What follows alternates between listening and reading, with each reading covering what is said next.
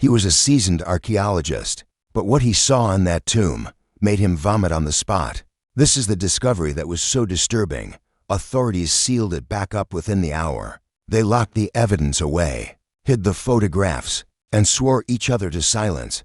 But they missed one thing: a single, desperate confession, carved into the stone by a man who could no longer live with the horror. What these archaeologists uncovered was evidence of a practice so systematically brutal. It's been deliberately scrubbed from our history books, glossed over in museum exhibits, and buried in academic journals that you are never meant to read. By the end of this, you will understand 3 dark secrets sealed in ancient tombs for millennia.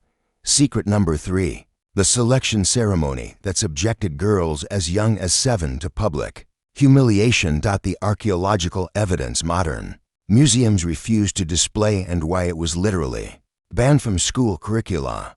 The confession of one priest that shattered 3,000 years of silence and changed everything. If you're ready to uncover a truth that historians tried to bury, keep watching, because what you're about to learn can't be unlearned.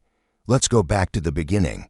For 3,000 years, from 3000 BCE onward, families across ancient Egypt considered it the highest honor to have their daughters chosen for temple service. These girls were called the pure ones, the gods' wives. The official story: they would serve the gods in sacred ceremonies, live lives of luxury, and bring divine favor to their families. Parents willingly, eagerly gave up their daughters. But here is the question Egyptologists don't want you asking. Why did the ancient Egyptian word for sacred virgin, Hemet Neter, have a double meaning that scribes deliberately obscured in later texts? Because when researchers finally accessed the unedited papyrus records in the 1960s, they found something chilling. The translations had been sanitized, cleaned up, made palatable for modern sensibilities. The real translation is so disturbing that even today, most museums display the family-friendly version. And this wasn't some isolated incident. This was a system. Archaeological evidence now confirms this practice occurred across at least 7 major temple complexes: Karnak, Luxor, Dendera, Abydos, Edfu, Philae, and Kalmambo.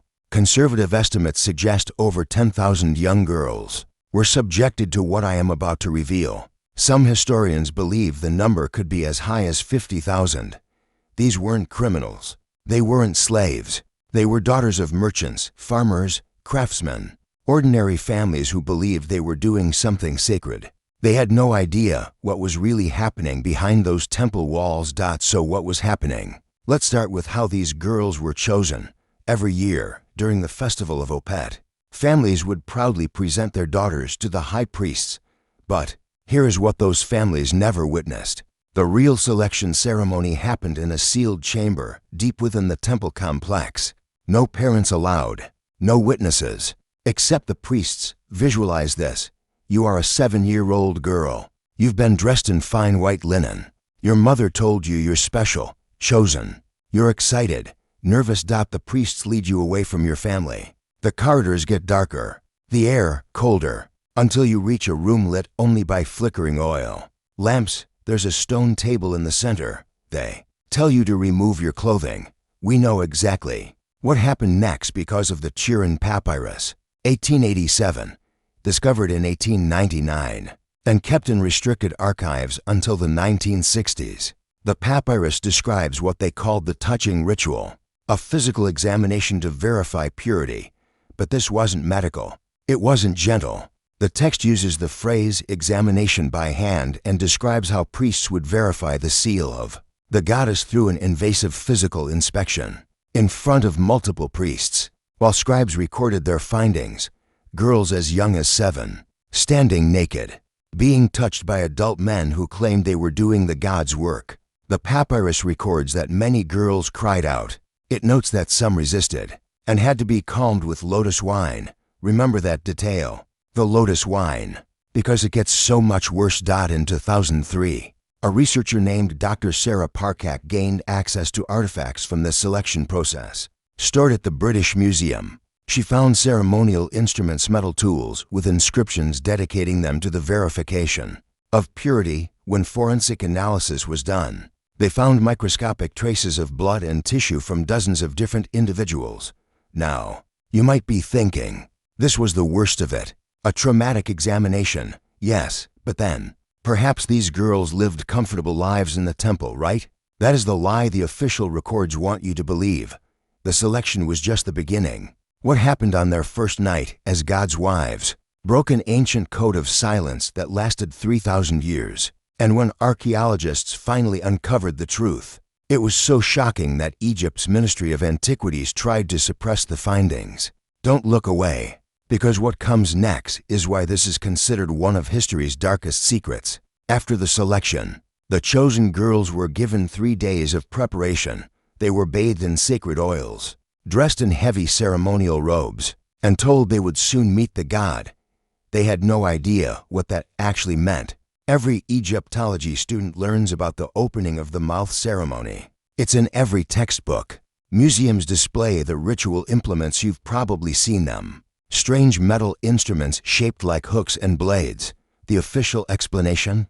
A symbolic ritual to awaken statues and mummies, giving them the ability to eat, breathe, and speak in the afterlife. Symbolic, metaphorical, spiritual, except that is not what these tools were for when it came to the temple. Virgins. In the British Museum's restricted archives inventory number EA7 for 1:1 there is a collection of opening of the mouth instruments found in the priestess's quarters of Karnak Temple. When researchers examined them in 1998, they made a chilling discovery. These instruments had been modified, sharpened, and they showed clear signs of use on living tissue.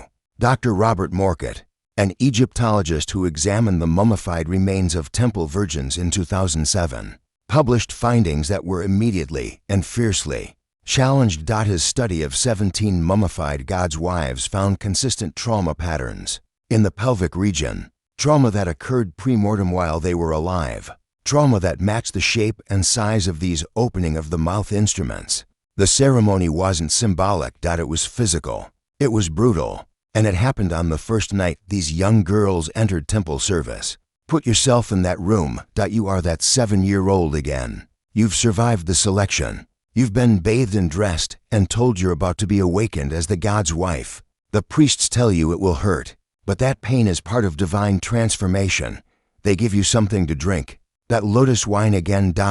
And as your vision starts to blur, you're laid on a cold stone altar.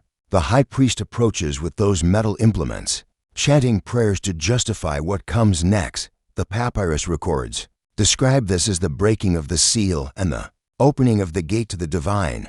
Flowery language hiding unspeakable violence. Some girls didn't survive this ritual. The mortality rate has been estimated at roughly 12% based on temple records that list girls who returned to the gods within their first week of service. That's not divine ascension. That's death from trauma and blood loss.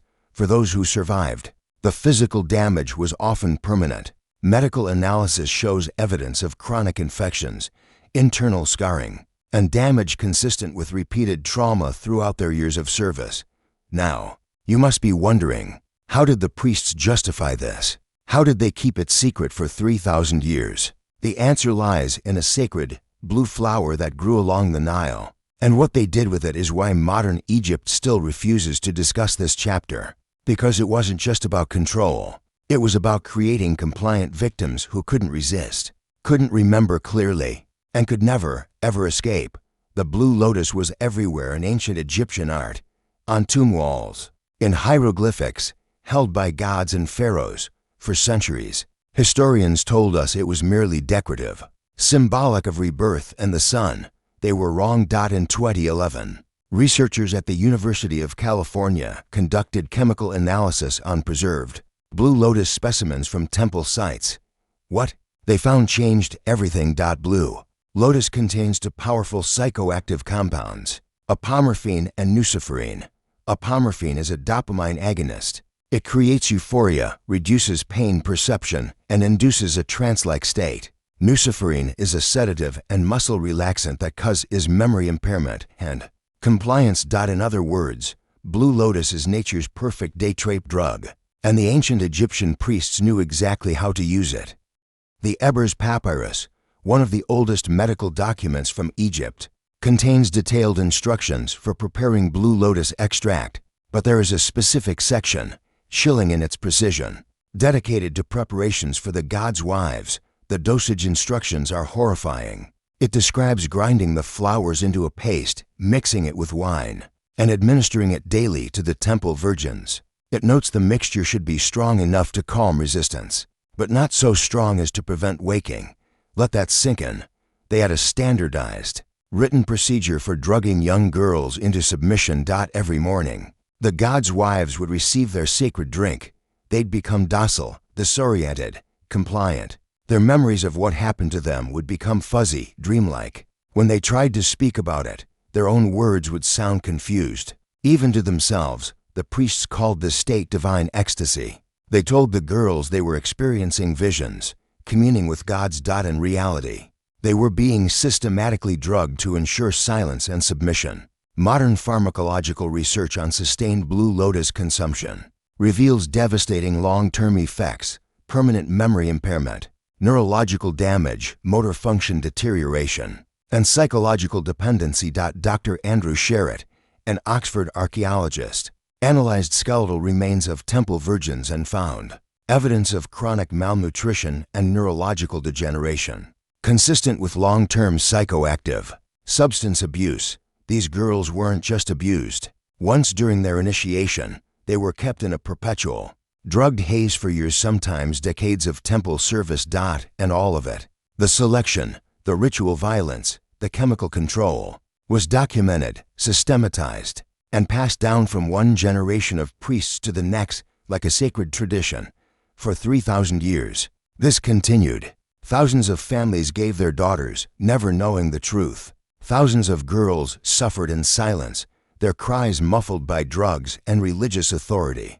But here is what makes this story even more haunting. One priest couldn't live with what he'd done, and what he carved into stone in a moment of desperation would stay hidden for 2,400 years, until archaeologists discovered it in a place they never, ever expected. Don't click away, because this confession is so raw, so disturbing, that when it was first translated, the archaeological team debated whether the public should ever see it. In 2009, a team doing routine maintenance in a storage chamber at Saqqara made an accidental discovery. Behind a false wall, they found a small room, untouched for millennia. On every surface, walls, floor, ceiling, someone had carved a confession. The handwriting is erratic, panicked. Some sections are gouged so deep into the stone you can feel the desperation. Other parts trail off mid-sentence, as if the writer simply broke. It begins, "I, Amenhotep, priest of the third rank, servant of Amun-Ra, can no longer carry this burden alone." What follows is a first-hand account from a man who participated in everything I've just described. He names names. He describes specific ceremonies. He talks about girls who tried to escape and what was done to them. But it's the personal details that make this confession so heartbreaking. He writes, "There was a girl named Nefertiti, daughter of a potter. She was 8 years old when she came to us. She cried during the selection, and we gave her the lotus drink. On her awakening night, she screamed so loudly, we had to move her to the deep chambers where no one could hear. She tried to run away 7 times. Each time we brought her back. Each time we increased her lotus dosage, until her eyes became empty. After 2 years, she no longer knew her own name. After 3 years, she died during a ceremony. We told her family she had ascended to the gods." Amenhotep describes at least 40 other girls by name, their fates, their struggles. He talks about priests who enjoyed the power, who competed over which new girls they would initiate. Toward the end, his words become a frantic plea. We tell ourselves it is sacred. We recite the prayers. We perform the rituals. But I have seen their faces. I have heard their cries. What God would demand this? I fear I am damned. I fear we are all damned. And I fear most of all that when I am gone, another will take my place. And this will continue forever." Carbon dating places this confession around 300 BCE, the exact period when this brutal practice mysteriously ended across Egypt.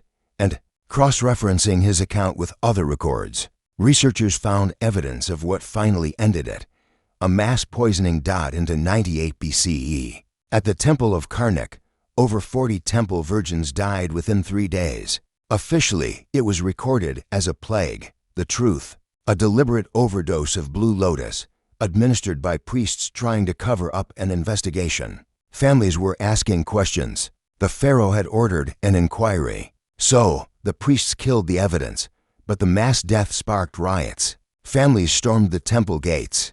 The political fallout was immense. Within 5 years, the practice was outlawed. Amenhotep's confession was sealed away, hidden until 2009, and even now, you won't find it in museums. It's been relegated to footnotes, deemed culturally sensitive, conservative. Estimates suggest between 10,000 and 50,000 girls were subjected to this over 3 millennia. So I leave you with this question. Should museums display the evidence they're hiding? Should Amenhotep's confession be placed alongside the golden sarcophagi, forcing us to confront the whole, uncomfortable truth? Do we have an obligation to remember Nefertiti and the thousands of others whose names are lost to history? Drop your thoughts in the comments. I read every one. If this story shocked you, hit that like button and subscribe. Because next week, we're uncovering another buried truth, one that proves history's darkness was not confined to a single civilization. Sometimes history is horrifying, but it's always a truth worth knowing. Thanks for watching. I'll see you in the next one.